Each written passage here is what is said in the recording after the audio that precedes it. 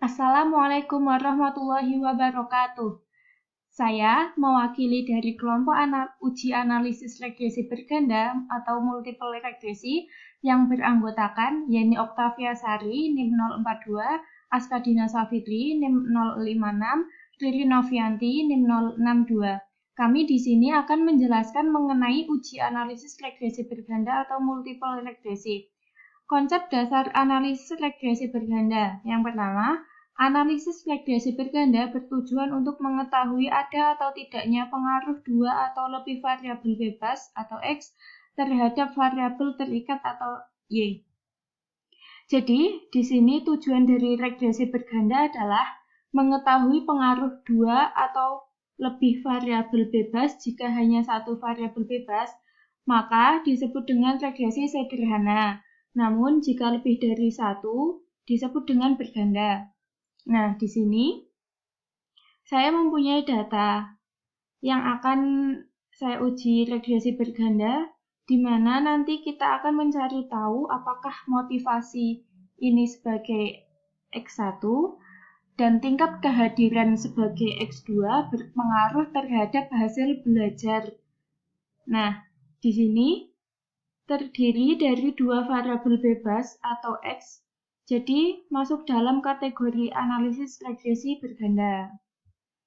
Nah, selanjutnya ada uji T bertujuan untuk mengetahui ada atau tidaknya pengaruh parsial atau sendiri yang diberikan variabel bebas atau X terhadap variabel terikat atau Y. Jadi, dalam analisis regresi berganda itu ada yang namanya uji T. Uji T itu untuk mengetahui pengaruh, misalkan di sini pengaruh X1 secara tersendiri terhadap Y. Dalam hal ini, pengaruh tingkat kehadiran terhadap hasil belajar tanpa variabel minat itu disebut sebagai uji T. Nah, selanjutnya ada uji F bertujuan untuk mengetahui ada atau tidaknya pengaruh simultan bersama-sama yang diberikan variabel bebas atau X terhadap variabel terikat Y. Jadi, kalau uji F itu mengetahui pengaruh motivasi dan tingkat kehadiran secara bersama-sama atau secara gabungan terhadap hasil belajar atau Y. Itu disebut dengan uji F.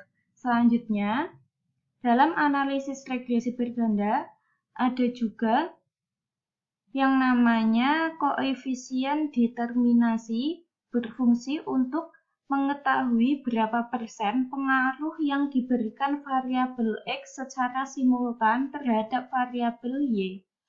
Jadi, nanti kita juga akan mencari tahu berapa persen pengaruh yang diberikan motivasi dan tingkat kehadiran secara bersama-sama atau secara simultan terhadap hasil belajar.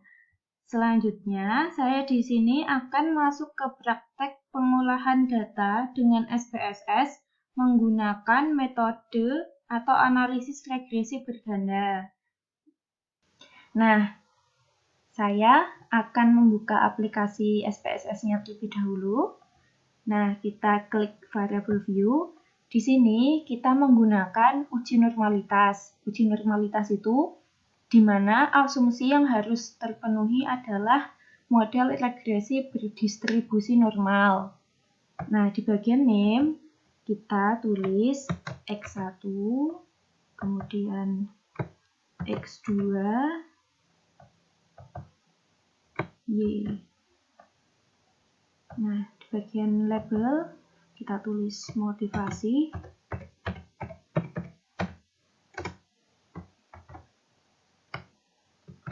X1. Selanjutnya tingkat kehadiran.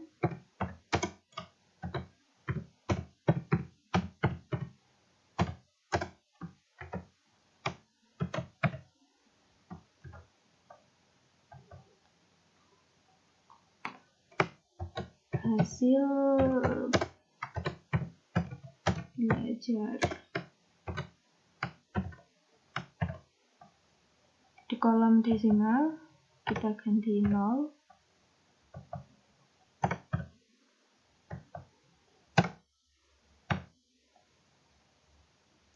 Nah, kenapa diganti 0? Karena untuk menambah jumlah 0 yang otomatis akan ditulis di belakang angka yang akan kita tulis, jadi 8.00 sama tidak berfungsi, maka dihapuskan saja. Nah, di bagian measure, ini diganti scale. Untuk X1 itu scale, X2 juga scale, Y scale. Nah, gini. Selanjutnya, kita klik data view. Di sini muncul 3 variabel, yaitu X1, X2, dan Y. Caranya, kita buka Excel terlebih dahulu yang berisi data tadi. Kemudian, saya blok.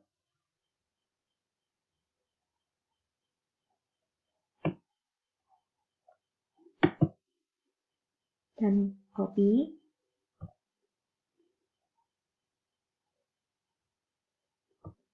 Kemudian, saya akan paste ke dalam aplikasi SPSS.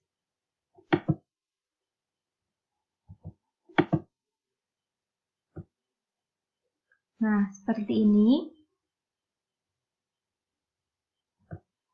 Data sudah terinput. Di sini sudah mempunyai 12 sampel. Saya akan klik Analyze, kemudian pilih Regression, pilih Linear. Nah, seperti ini. Kemudian, prestasi, saya akan pindah ke kolom Dependent.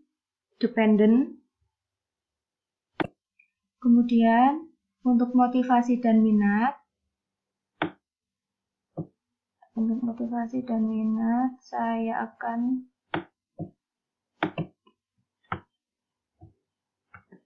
pindahkan ke kolom Independent.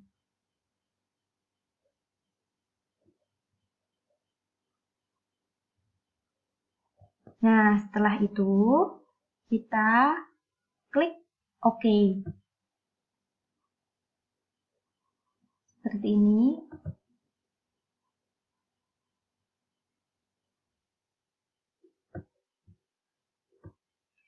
Ini adalah output dari regresi berganda. Kemudian, kita tinggal menginterpretasi atau memahami hasil dari output ini. Ada atau tidaknya pengaruh variabel X terhadap Y. Nah, selanjutnya kita buka di sini.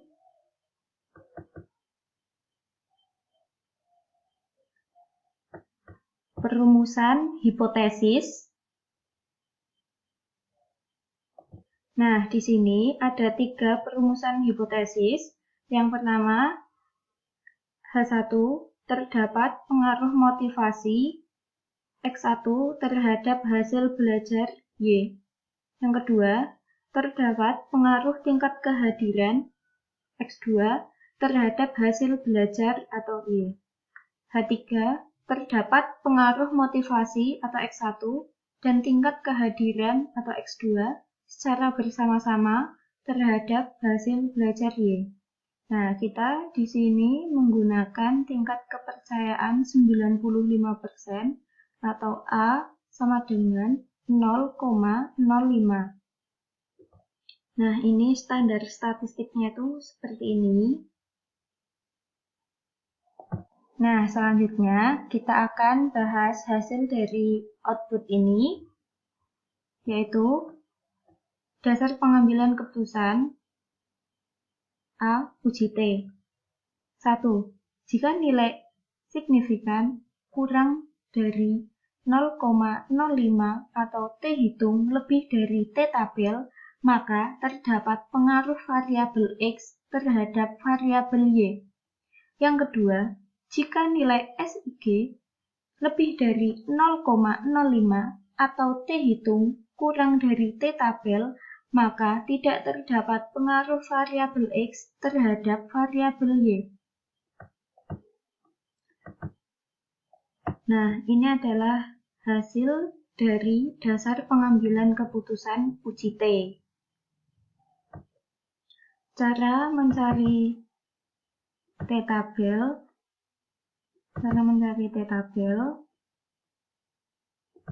yaitu ada perbandingan dari T tabel dan T hitung, maka kita cari tahu terlebih dahulu nilai T tabelnya itu berapa. Nah, di sini ada rumus T tabel.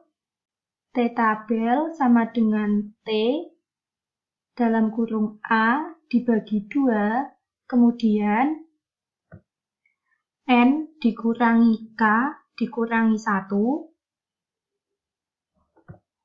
sama dengan T. Nah, A tadi 0,05 dibagi 2 sama dengan 0,025.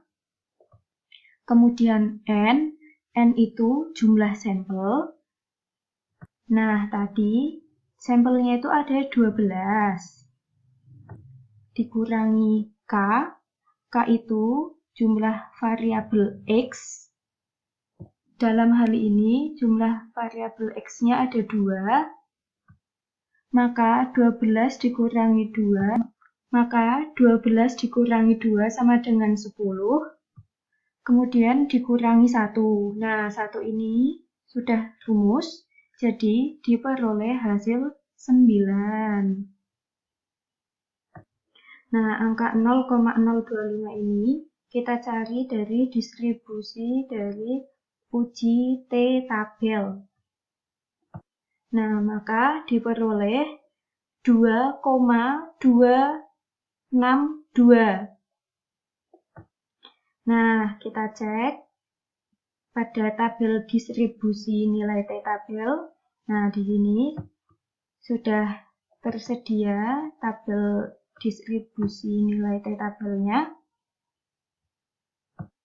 Cara mencarinya adalah 0,025. Nah, di sini kita tarik ke bawah sampai dengan 9. Nah, di sini titiknya. Nah, di sini saya sudah blok hitam, jadi nilai untuk T tabelnya yaitu 2,262. Yang nanti kita akan bandingkan dengan T hitung yang diperoleh dari output SPSS tadi. Nah, selanjutnya dasar pengambilan keputusan dalam uji F, yaitu jika nilai signifikan lebih kecil 0,05 atau F hitung lebih besar F tabel, maka terdapat pengaruh variabel X terhadap variabel Y. Kemudian, jika nilai signifikan lebih besar 0,05 atau F hitung lebih kecil F tabel, maka tidak terdapat pengaruh variabel X terhadap variabel Y. Nah, kita cari tahu F tabel. Rumus dari F tabel itu, F tabel sama dengan FT dalam kurung K, kemudian N min K. Nah, K ini jumlah variabel bebas. Nah, ada 2 variabel bebas, yaitu variabel X1 motivasi dan X2 itu minat. Nah, jadi ada 2 variabel. Kemudian N min K. N itu jumlah sampel. Nah, 12 dikurangi 2 sama dengan 10. Nah, angka ini kita cari dalam tabel distribusi nilai F. Nah, untuk F tabelnya ketemu 4,10. Nah, kita lihat dulu untuk distribusi nilai F tabel di sini.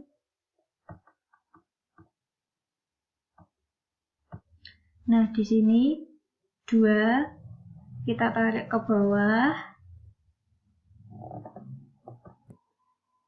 sampai angka 10. Nah, maka ketemu F tabelnya yaitu 4,10. Nah, di sini untuk nilai dari F tabel.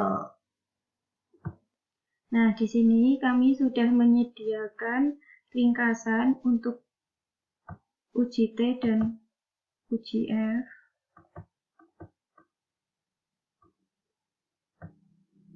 Nah, di sini ada pengujian hipotesis 1 dan hipotesis 2 dengan uji T. Nah,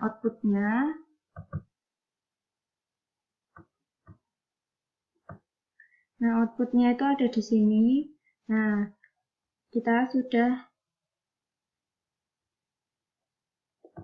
copy di sini agar nanti mudah untuk memahami.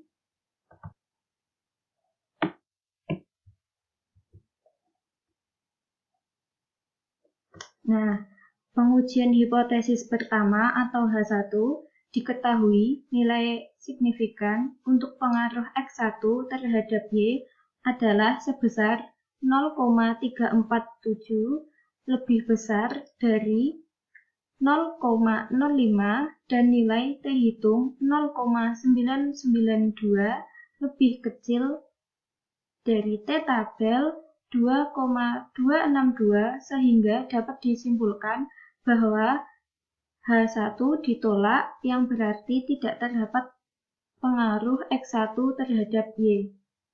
Nah, kedua, pengujian hipotesis pertama H2. Diketahui nilai signifikan untuk pengaruh X2 terhadap Y adalah sebesar 0,007 lebih kecil dari 0,05 dan nilai T hitung 3,441 lebih besar T tabel 2,262 sehingga dapat disimpulkan bahwa H2 diterima yang berarti terdapat pengaruh X2 terhadap Y. Nah, di sini ada kurva uji T.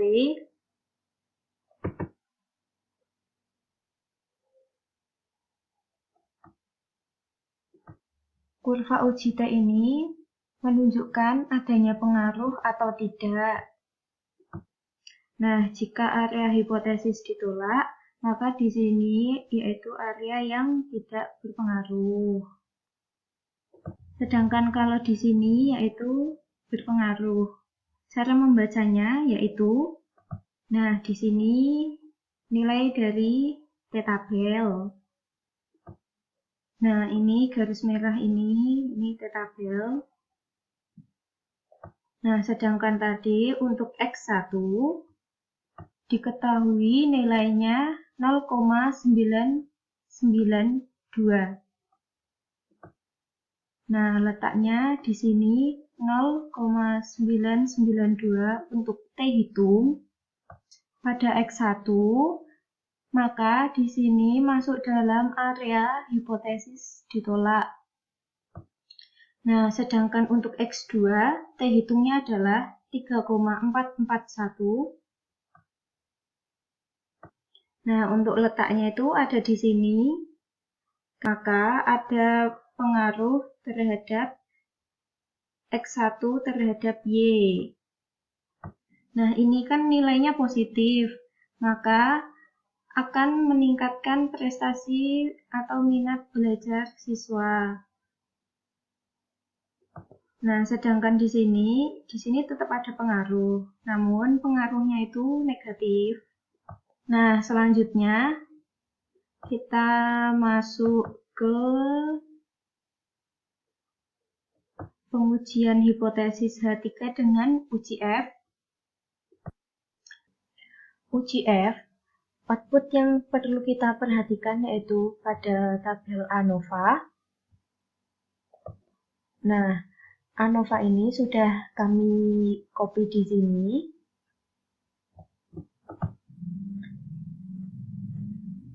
Pengujian hipotesis ketiga atau H3, berdasarkan output di atas diketahui nilai signifikansi untuk pengaruh X1 dan X2 secara simultan terhadap Y adalah sebesar 0,000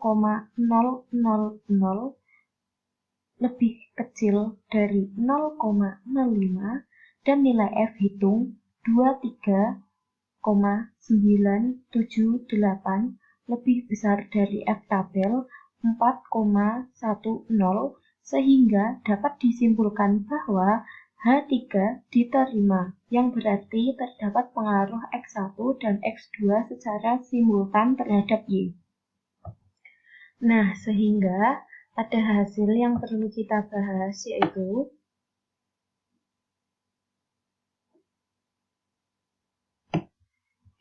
H1, terdapat pengaruh motivasi X1 terhadap hasil belajar Y.